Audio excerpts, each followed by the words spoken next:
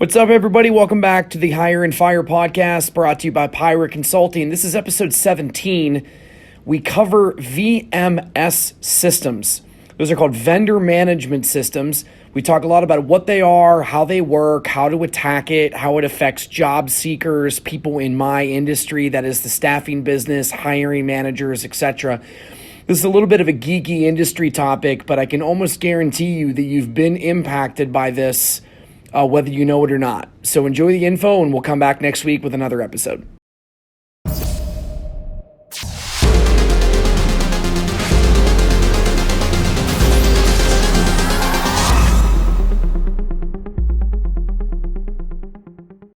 What is up, everybody? Welcome back to the Hire and Fire podcast brought to you by Pirate Consulting. This is your friendly neighborhood host, Jeremy Miller. I'm the founder and CEO of Pirate Consulting, and we're here, as always, with your favorite account manager, Chad Sandy. Say hello, Chad. Good afternoon. Good afternoon. Hello.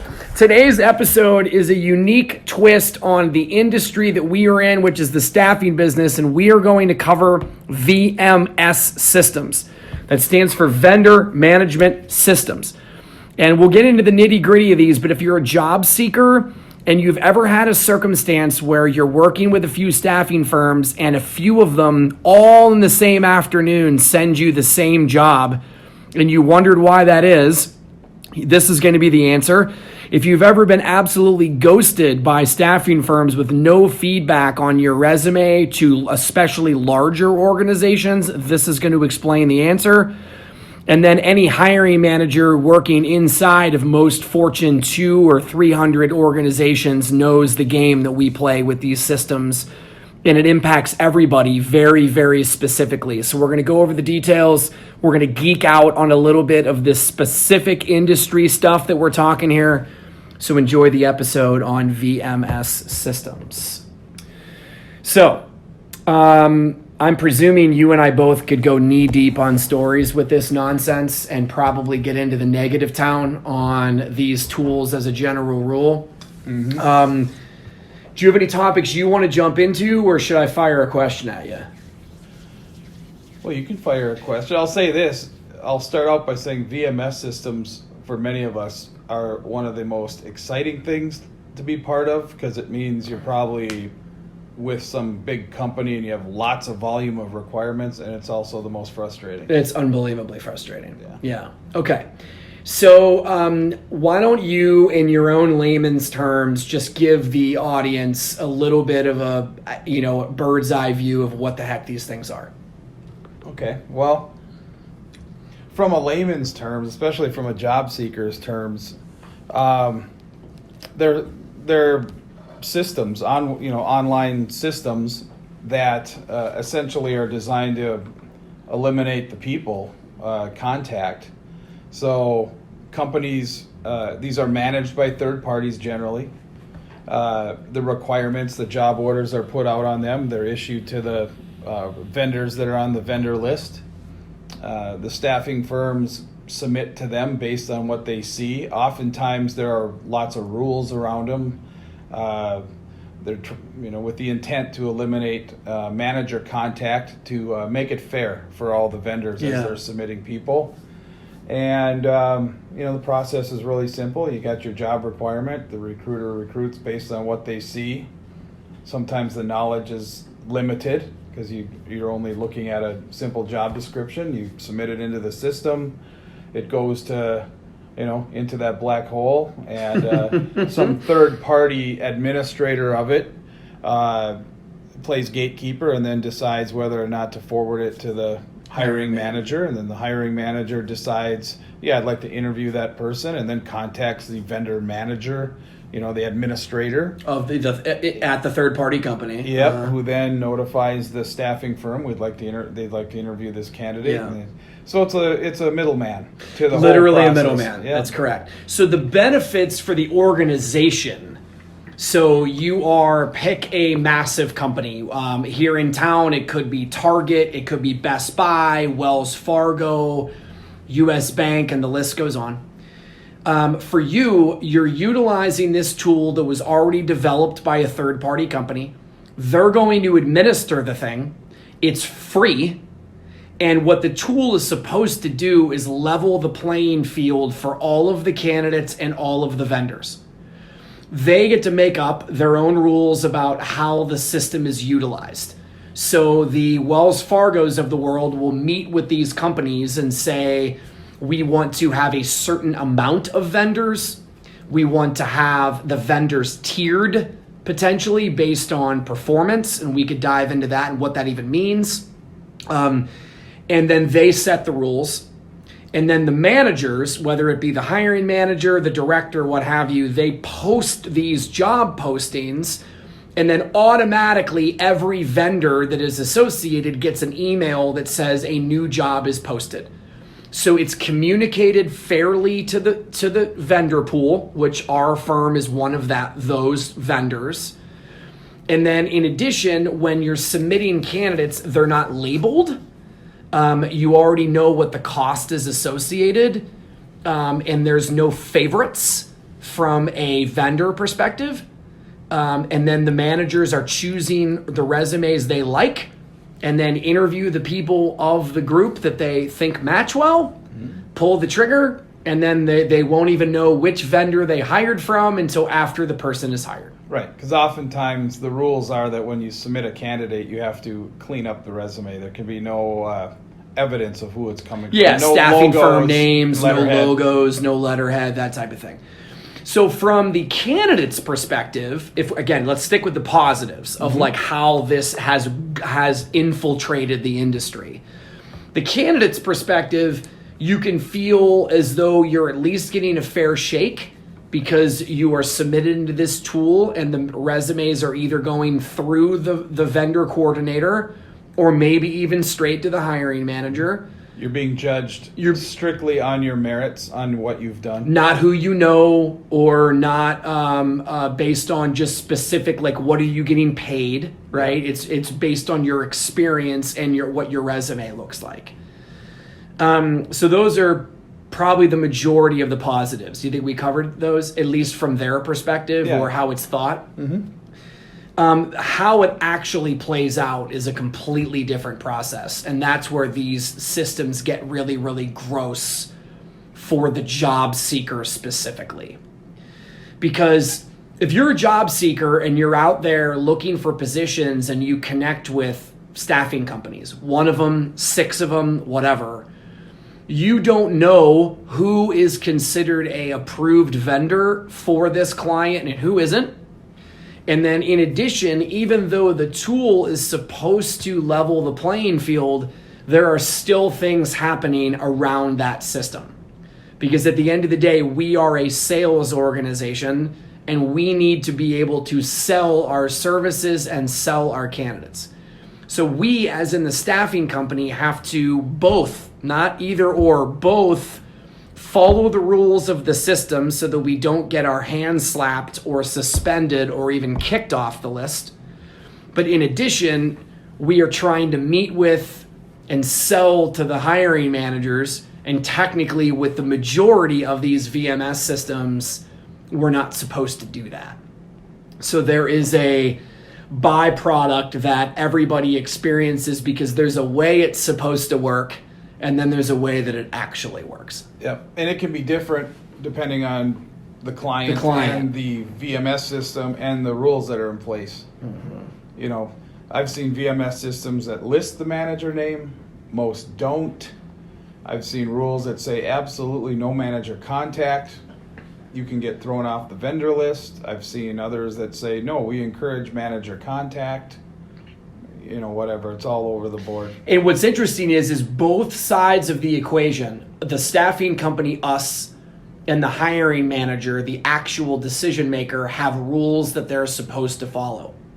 So if John Q. Smith at ABC Company knows you, Chad, and you guys have a relationship, and he has an open requirement in the system, if you guys are buddy-buddy, you might be out to coffee or lunch, and you could say, hey, I submitted a couple of people to the system. You should take a look at them. Yep. So then that manager has to make sure that the candidate is in the system. Because if he looks in the system and that candidate, let's just say we submitted Susie and we're hoping to get her an interview, and we tell John, the manager, take a look at Susie, she's perfect based on what I know about you and your department and what you want. If he logs into the system and he can't see Susie, he cannot ask the vendor coordinator, where is that candidate? Because technically, he's not supposed to be talking to us, the staffing firm, any more than we're supposed to be talking to him. So both sides of this are playing this weird game. And in theory, if it was followed perfectly, then you could argue that it would be fair.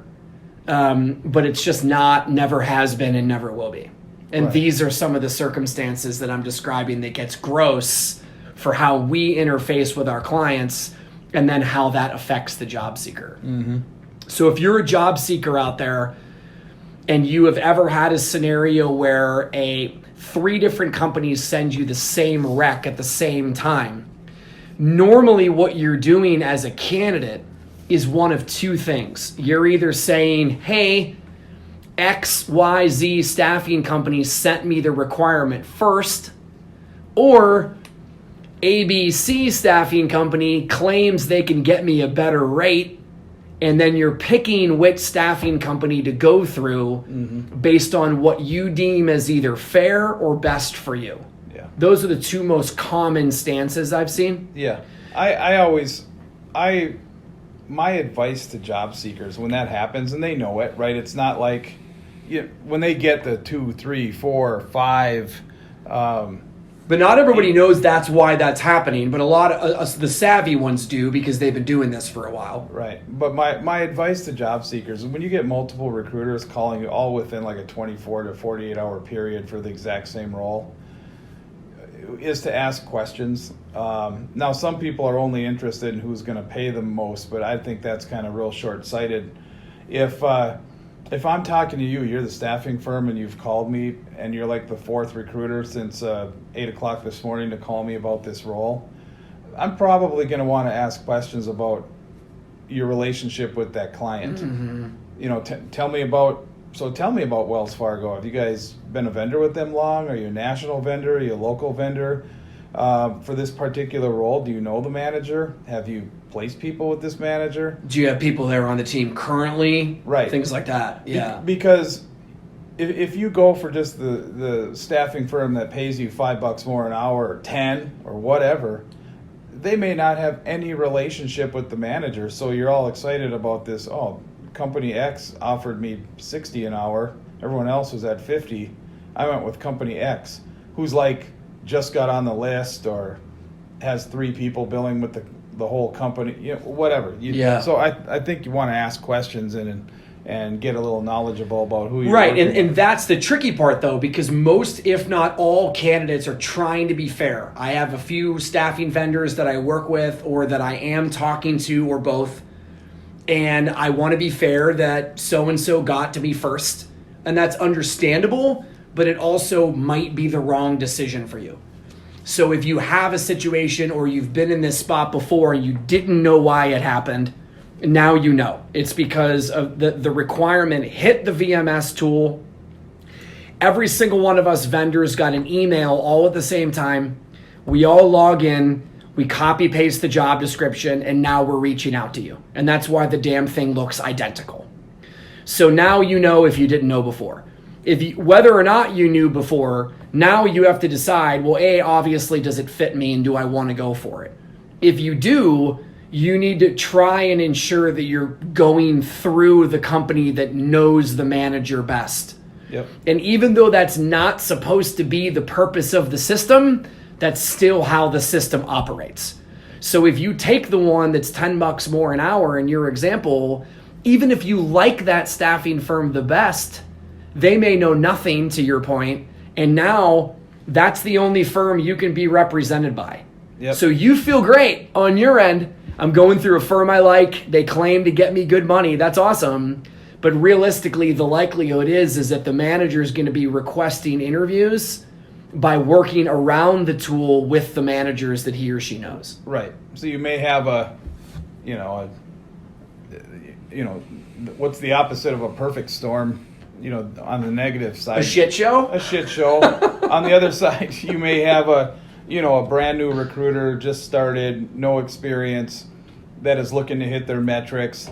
The salesperson doesn't know who the manager even is for this role, but you fit on papers. They quoted you $10 more an hour. They submit you to the system. The recruiter's happy they got a submittal to it. They can move on to something else. The salesperson doesn't care because they don't even know who the manager is. So it's all a crapshoot for them. Correct. They're literally crossing their fingers, hoping that somebody sees it. The resume gets submitted. The recruiter's young and experienced, so they don't follow up with you anyways, and they really don't care yet because they're so new. Like, that's kind of the shit show part of it. Right. Why the heck why do I never hear back from recruiters? Oftentimes, that's one of the reasons is we're dealing with these big VMS systems. Yeah. And a lot of companies, we've hit on this topic in the past, a lot of companies are staffed now by junior recruiters, inexperienced people. Right, and then remember, from the company's perspective, the actual organization that you would be working at, they aren't paying for this tool. It's free. The companies that are paying the third-party vendor to run it are us, the staffing companies. Yep, we give up part of the profit. When we place people, we get essentially charged fees in order to be able to place that person, and that's where the third-party company who built that web app or whatever, that's how they get paid. Yeah. So the way they, aka the VMS tool third-party company, sells it to an organization is the free, the level the playing field, etc. But the reality is that that's not exactly how the entire process plays out. Right. And then on the, I think from the hiring manager side, my experience has been that most hiring managers, they don't want to sift through 50 resumes, 40 resumes. They want to get like 5. Right. Interview them, pick one. And that's where these relationships come into play and the games come into play behind the scenes. As a salesperson, it can be risky, right?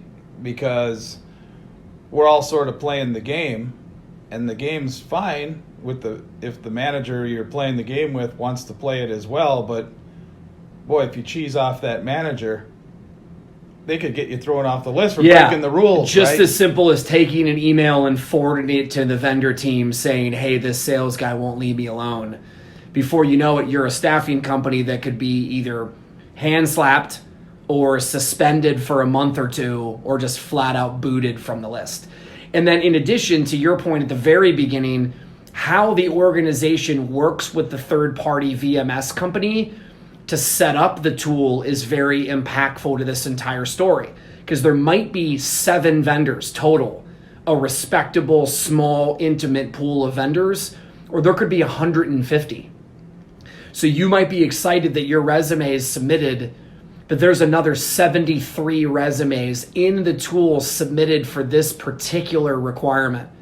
And I don't care who you are, that's overwhelming. Like, the manager's not even skimming 73 resumes. Right. At the end of the day, most likely the manager has 2 or 3 or 4 vendors he or she likes. Again, working around the system, all of those 2, 3, 4 vendors have said, I just sent you Susie and Billy. And so they pick the Susie and Billy from the 2 or 3, and then the 71 of the 73 get rejected. The tiered thing that I referenced to earlier is not always done, but very common, where us staffing firms will be evaluated via a scorecard based on every metric you can imagine. How many recs we filled for that client, how many times we've had backouts, so we confirmed an interview and then somebody canceled, or we placed somebody and then they backed out of the job and took another one, or how many resumes we've submitted total, or all different types of crazy metrics. Then what they'll do is they'll tier us.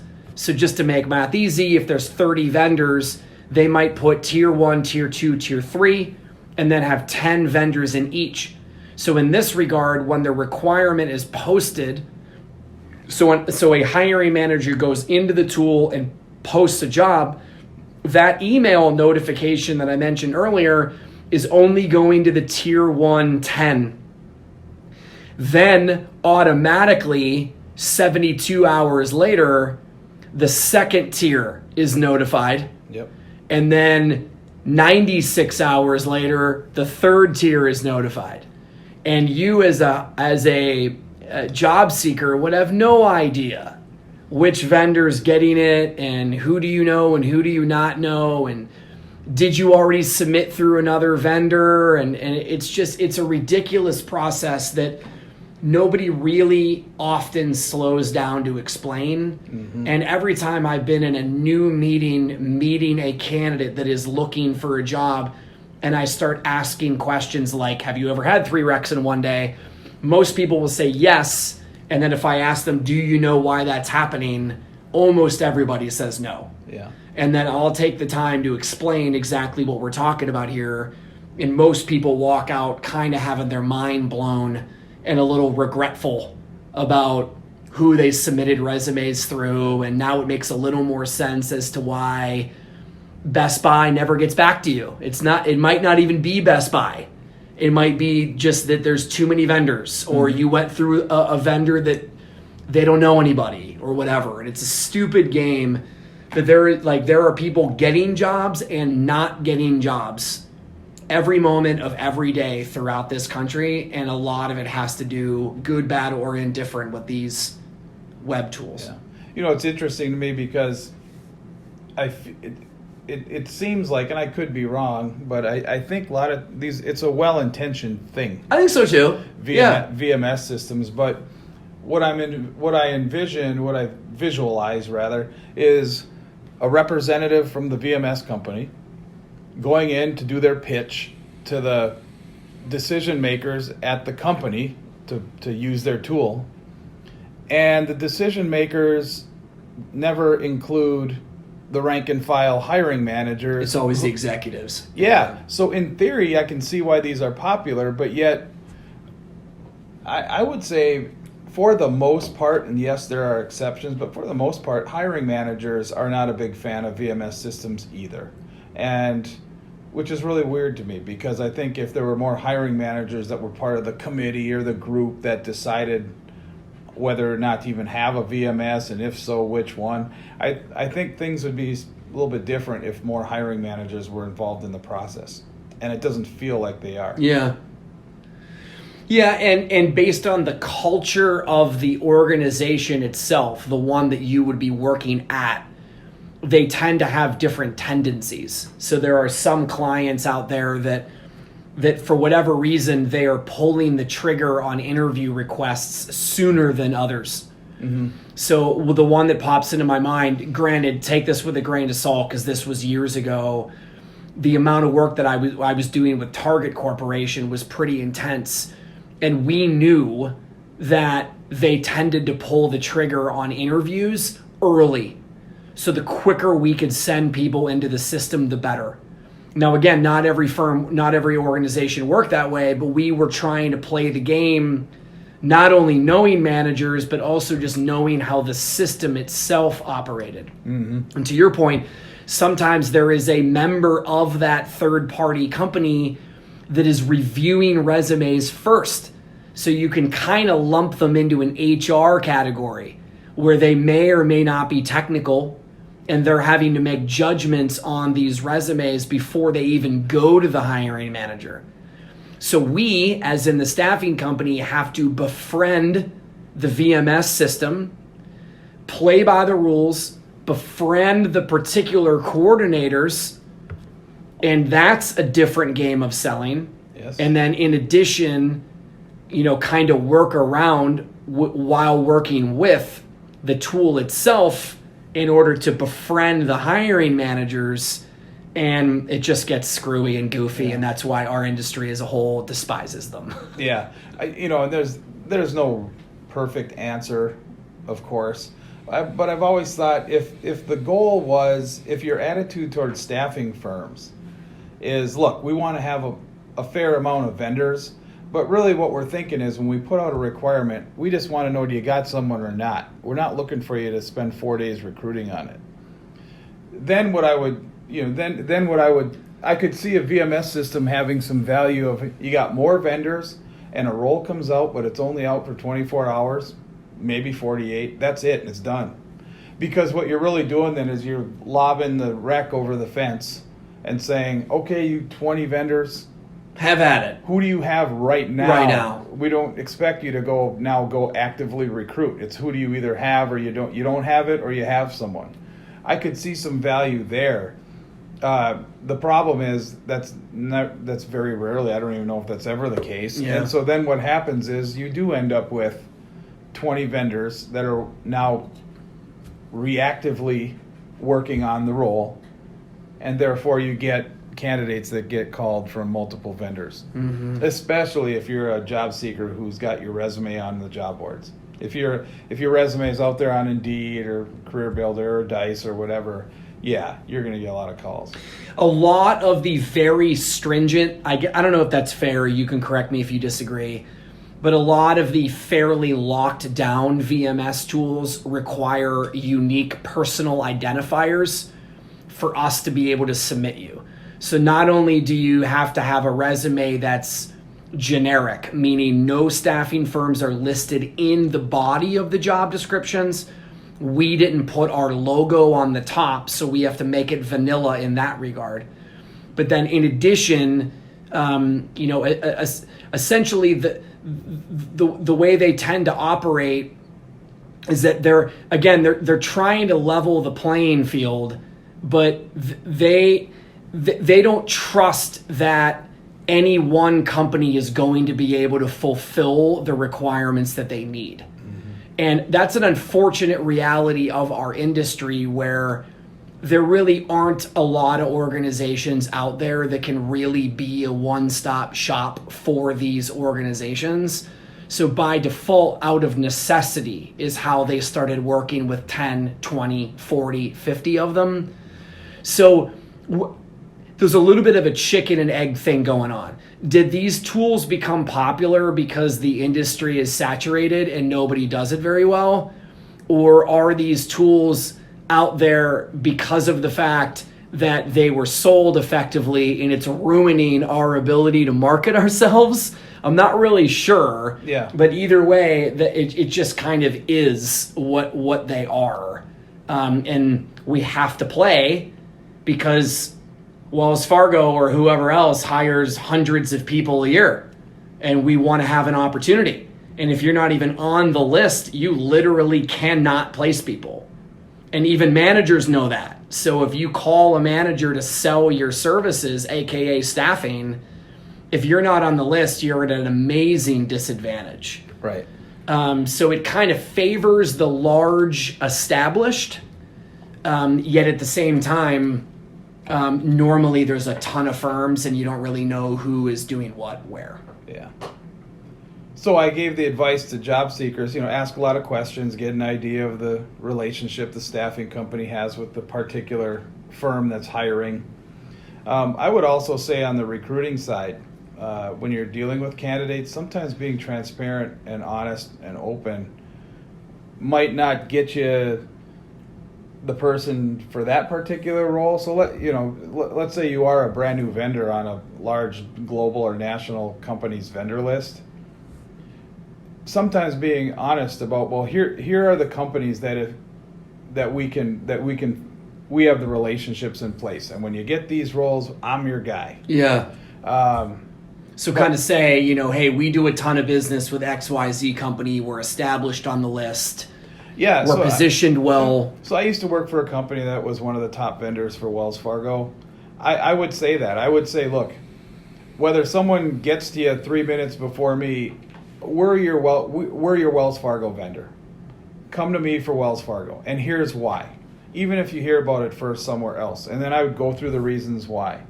But then I would also say, but I would encourage you to build some relationships with a handful, another 2, 3, 4 recruiters who are strong elsewhere. And I would give examples of big companies in town where you didn't work with. We did not do business. So it's kind of it's the give and take. Right. I was, selling our why working with us with a particular company, in this case Wells Fargo, was a benefit to them.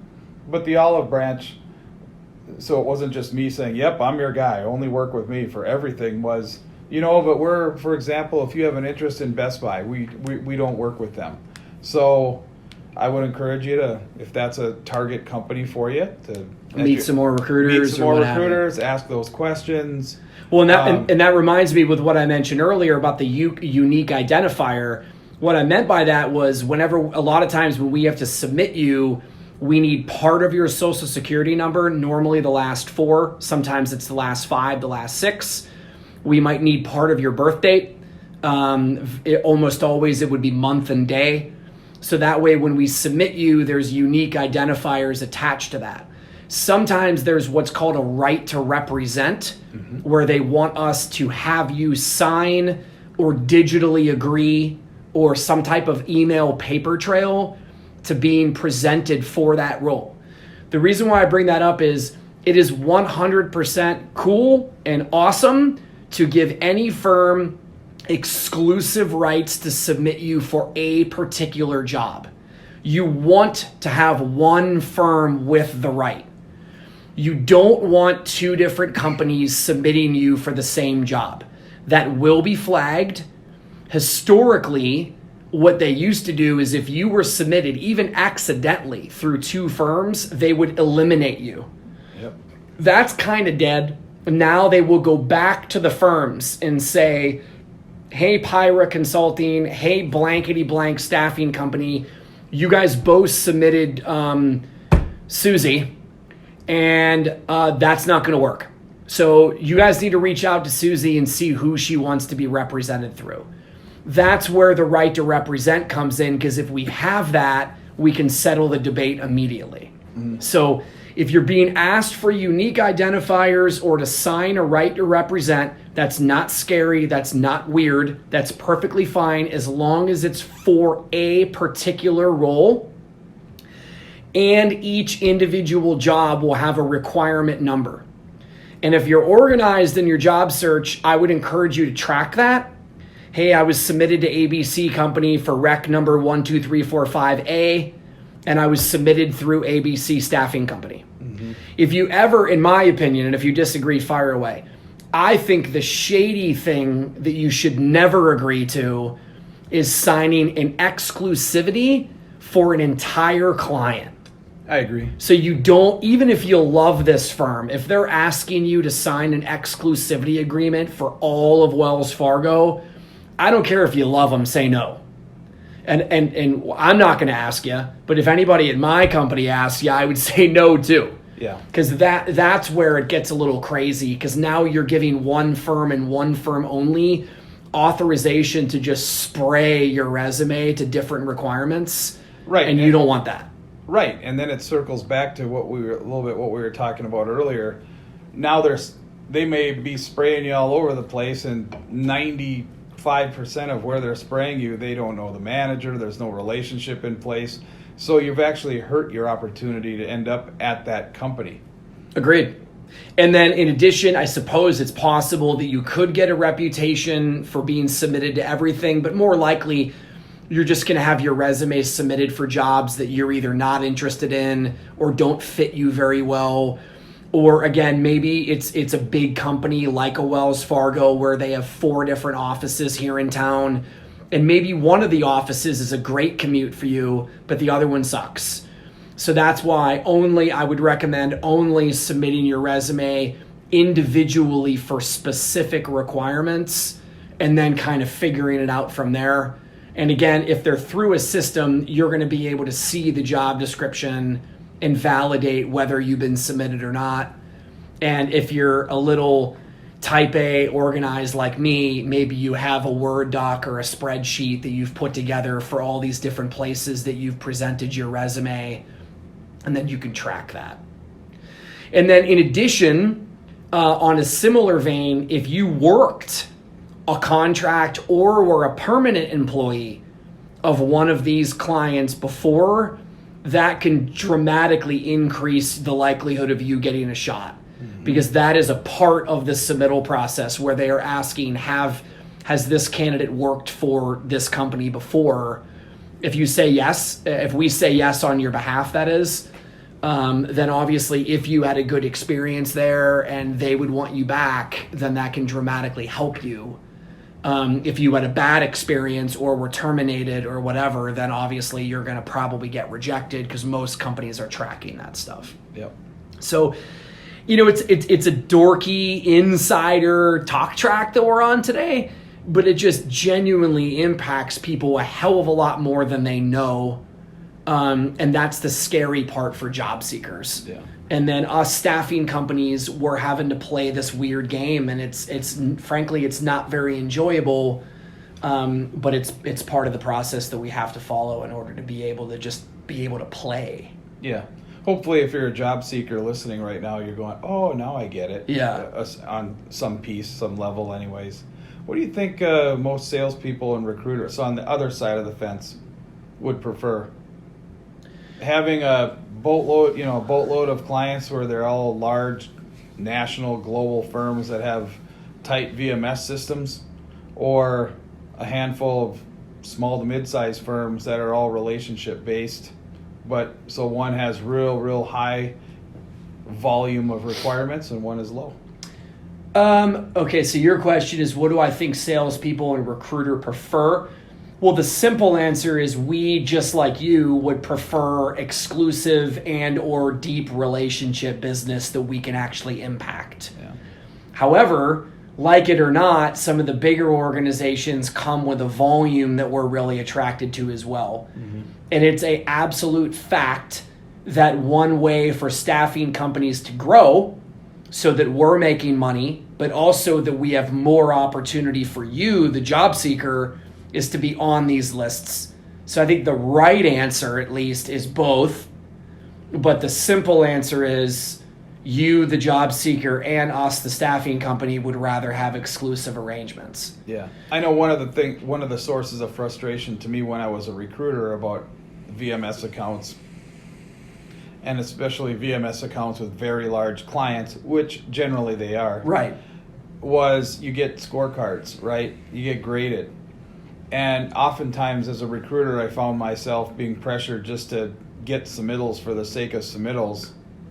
You felt like you weren't really using your time real efficiently. Yeah. You were getting a resume, subbing it to that unqualified, we don't even know who it is, rec, just because we had to submit to a certain percentage of jobs just to get our scorecard where we want. Well, and the one thing we didn't really touch on, which is true in a lot of ways with HR too, is that 98% of the time, the job description is either unbelievably vague and we really don't know what they want, or incredibly detailed and has every damn technology you've ever heard of listed. And we don't know what don't know what they want, right? So one or the other tends to be true. So if you don't have a relationship to be able to actually qualify the business the way we know how to, everybody is guessing. And then the managers themselves feel that too. That's why they're getting a ton of resumes that don't match. So, but again, there is a very legitimate way of growing your business as a staffing company by embracing these tools and getting added to the list. Mm-hmm. Because at the beginning, it's a crapshoot and you're guessing. But when we do it to the best of our ability, even with guessing, we're going to get lucky here and there. And that's how you develop those relationships, by getting an interview request for your quote unquote system submittal. Right. And then being able to go meet the manager. Yep. And introduce yourself and start from there. Yeah. So name any big staffing company or even small that has effectively played this game and has a good foothold on, say, a Wells Fargo or a Best Buy. Even those companies started all in the same place. And they've either been on the vendors list for a longer period of time, they have multiple salespeople calling on that one big customer, or just in general, they had to earn it the hard way. So everyone, to a certain extent, is starting from the same place, but at any snapshot in time, you're going to have 4 or 5 vendors that are killing it for Wells Fargo, and then 29 of them that are underperforming and getting ripped on scorecards. Mm-hmm. So, and it just depends. It's a weird game that people are affected by, and it sucks, but true. Yeah. I think on the sales side, if I was going to be honest, it would probably for sure be both. Both direct contact and large VMS clients. Right, because Okay. then you're probably high likelihood you're always going to have a lot of requirements on the board. Yeah. So it increases your odds. As a recruiter, I think recruiters, for the most part, unless they're being driven, by their management by just check the box kind of metrics, I think in general recruiters would rather have non-VMS accounts. Of course. Well, what I was doing when I was knee deep in recruiting for over a decade was I'm only submitting what I would call my pipeline to these VMS tools. And the pipeline would be described as people that I already know, that I've already met, that I already understand what they want. So hopefully I have one or two requirements that would fit these people that are at customers that we can effectively sell directly. But if I have a system requirement on top of it, I'm going to send those recs to the candidates as well, and then just be honest. Hey, I had this requirement come out. I don't know anything more than what you see here in the body of this email, but obviously it's close. Yep. Do you have interest? And then that way you could at least set the right expectation of I don't really know a ton. I don't really know when I'm going to hear anything. But hey, we met a week ago or a month ago or whatever, and I know this is what you want. The right skill, the right location, it can pay the right rate, etc. So as a recruiter, I'm at least getting those jobs in front of my candidates that I'm actively working with, but I'm not sending those requirements blind to people that I've never talked to. Right. I think that's where you get, not in trouble, but that's where our industry has gotten the reputation of being a black hole where, I talked to so-and-so vendor and they never called me again. Yeah. It could be a new recruiter. It could be a recruiter that left. It could be a VMS system. You're not really sure why that happened. But nonetheless, at least part of that reason is because VMS tools are only giving us so much information. And then if we don't have any info, there's nothing we can tell you. If you ask us, hey, what's up with that rec at Best Buy? I'm not going to know. The best I can do is log into the system and say, hey, technically it's still open, but I can see that there are 62 resumes submitted. Mm-hmm. And here we are just waiting and crossing our fingers. Yeah. I think that black hole phenomena probably has been, 10, 15 years with the rise of VMS systems, right? I don't think it's helped. Yeah. But I don't remember when I started my career in the late 90s, I don't remember that ever being much of an issue. And then along came, I think it was Chimes with United Health Group. Yep. But prior to that, I don't even remember non-feedback being a thing. Well, I mean, okay. There's non-feed, but you know what I'm saying. Yeah, I'm talking about just, a rampant problem. Yeah, we submitted you to Bob, and Bob won't get back to me now. Well, like I said, sometimes you might have a crappy experience working with a staffing company just because the particular recruiter normally that you're working with sucks at communicating. Yeah. Or they left the company, or they even got promoted in the company, and now they're not recruiting anymore or whatever. That always has been and always will be a factor. But I agree with you. I don't know what the percentage is, but let's just say it's probably 3 or 4 times worse than it was 20 years ago because of these VMS tools specifically. Yeah. But I mean, hey, we're not immune. We were just talking about this morning. We had a requirement on our board that was a direct contact business relationship, and we got a couple of candidates in play per their request, and then they went dark. Yep. And despite our best efforts to track down certain people, something obviously happened. Maybe there's another vendor they like better, or maybe they decided to wait. But as at the present moment, we don't know. So in this regard, obviously, we could be perceived as not communicating well or not having updates, but it isn't. Right. It isn't a VMS problem. And that's where it circles back to transparency and communication. Yeah, just be open. Just be honest. Kind of always comes back to that. Yeah, I don't think your general recruiter is very good at effectively implementing good follow-up and, what I would call a tickle system. And for that reason, it's not normally, what's the right word, deliberate, or it's not malicious for sure. Yeah. And it might not even be deliberate that they're ignoring you or they don't have any info. But shit, sometimes it is. Sometimes you just have name anything. Name anything you've ever bought in your life, and you can immediately think of salespeople that just sucked at communicating. And that's just going to happen.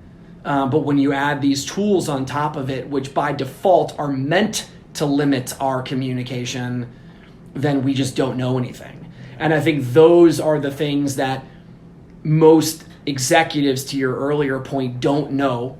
So not only are they maybe not asking their line level managers what they're experiencing, but they also don't get feedback from us staffing firms about what we're experiencing. Right.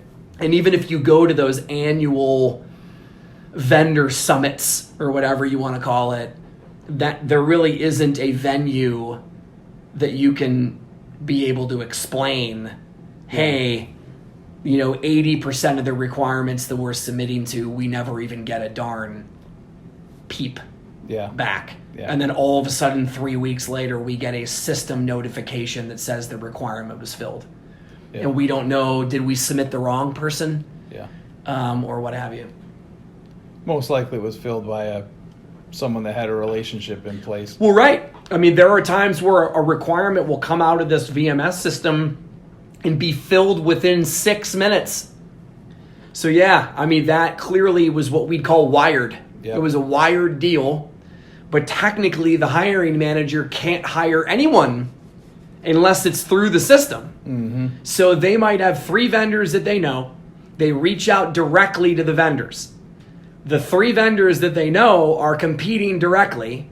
The manager interviews and hires them around the system, and then puts in the rec to the tool and only selects an interview and hires somebody that was already hired 3 days ago. Yep. Those are fun when you're on the winning side. When you're on the winning side, it's great. Yeah. Yeah, when you're on the losing side, it's infuriating. Yeah. So, others, did we cover it? I think so. What do you think?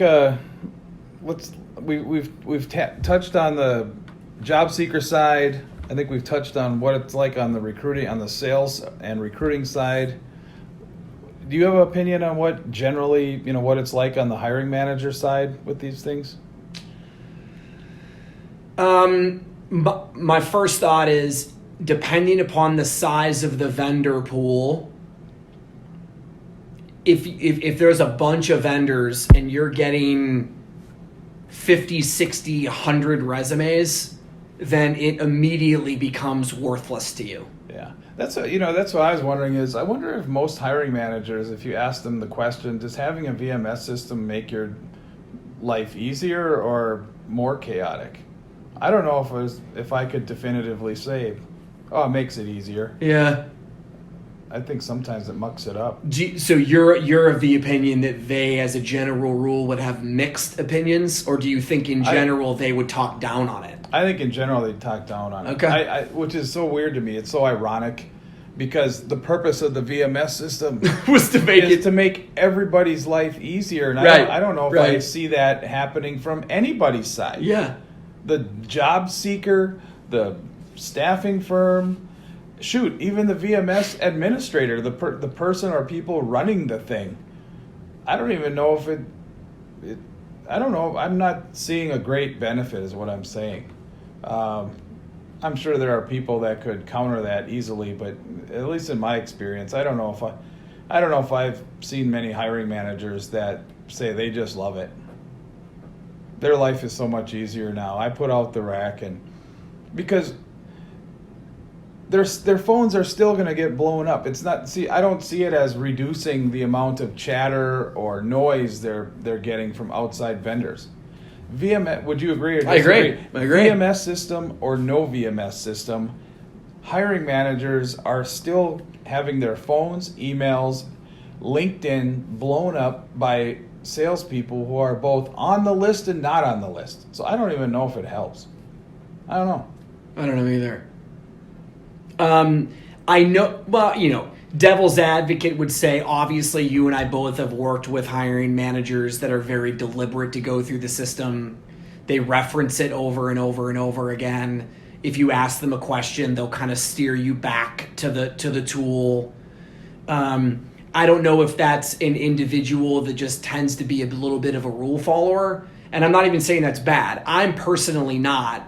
But I know a lot of people that feel a sense of comfort knowing that there's a process and a system in place and this is just what I'm supposed to do. Yeah. But I think what ends up happening is even those people become jaded over time and realize this is not working. Right. So, for example, no matter how well a company does with their HR/talent acquisition department, firms like ours are still needed. Mm-hmm. Because I don't care who you are and how many millions of dollars you're spending on HR and talent ac, you still have vendors that you're utilizing. So you might give HR, talent ac maybe a week, maybe a month, maybe a quarter to be able to fill this. But a good chunk of the time, you're eventually going out to external firms. So unless you just happen to be lucky presently to work for an organization that just really has their shit together, and you can super bank on this one person to either be the gatekeeper or the organizer or whatever, if you have that, okay. Yeah. That just seems like the very, very small minority. Right. Because essentially your internal talent acquisition team is that's a vendor.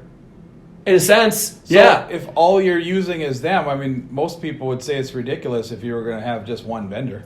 Well, right. And then in addition, we have heard for years and years and years about our hiring managers complain about their HR or talent act team, the lack of speed, the lack of understanding of specifically the technologies.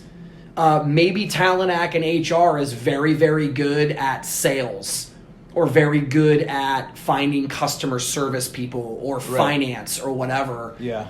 At least in IT, which is our specialty, it gets really goofy really quick regarding technologies. Mm. And even with the most tenured talent act team, there are still a ton of recs being filled at that organization through external firms. Yeah. And one way or another, to go back to the hiring manager part, they're annoyed with both. Yeah. When I have to deal with HR, it's annoying for A, B, C, and D. And when I have to go through the VMS tool, it's annoying for A, B, C, and D. Yeah. So I'm just picturing these hiring managers, the rule follower ones that you mentioned, following the rules. They put out the requirement. They collect the 6 best resumes. They interview the 6. They make an offer. They pull the trigger. Meanwhile, while they're following the rules, their phone's blowing up and their LinkedIn's blowing. Yes. So I don't see it as really making their life much easier. They're still having to sift through all the white noise on a daily basis anyway. Well, and again, we're to blame in a lot of that. Mm-hmm. But again, we're a sales organization. That's what our entire industry is. Right. And I don't care what industry you're in. If you're the company you work for, if they're not closing deals, you're not making money. And the company is going to go under, period. I don't care if you sell insurance or you make widgets. Yep. So we have to go make this happen, and we're representing you, job seeker, in addition. Yep. And again, to your point, even if you're not on the list, or if we are on the list and we don't even know who the manager is, we're probably talking to the managers that we know best, saying, "Hey, Chris, I got this rec out of the system. Whose do you think it is?" And then we're hoping that Chris, that we're buddies with, will tell us about Paula, who happens to be the manager for this. Right. And then we're going now, yet again, more phone calls, emails, and LinkedIn messages. Yeah. So there's really no easy solution. We did not solve the world's No, we didn't problems. solve the problem, but we weren't pretending to either. No. And maybe we should have started with that. But, this is more of just an open discussion about why in the hell this works this way, where it came from, how it impacts you regardless of your stance.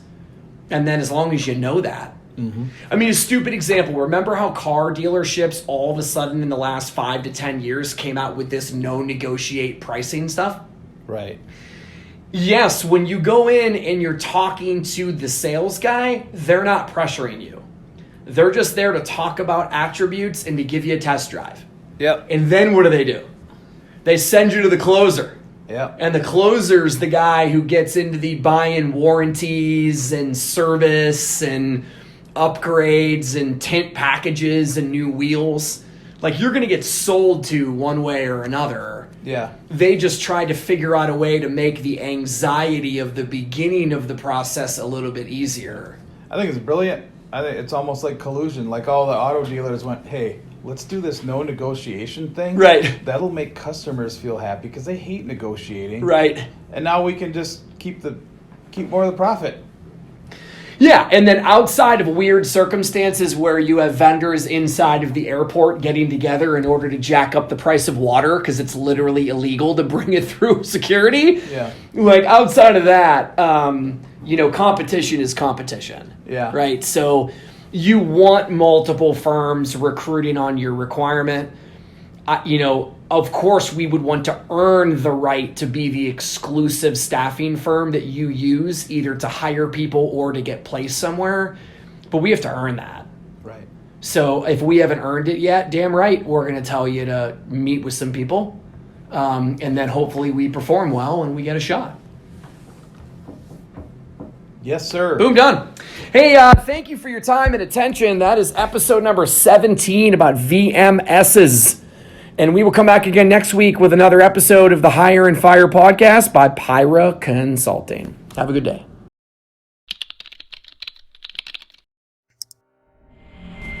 You just got done listening to Hire and Fire, a production by Pyra Consulting.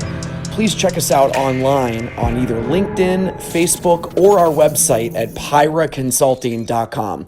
That's PIRA consulting.com.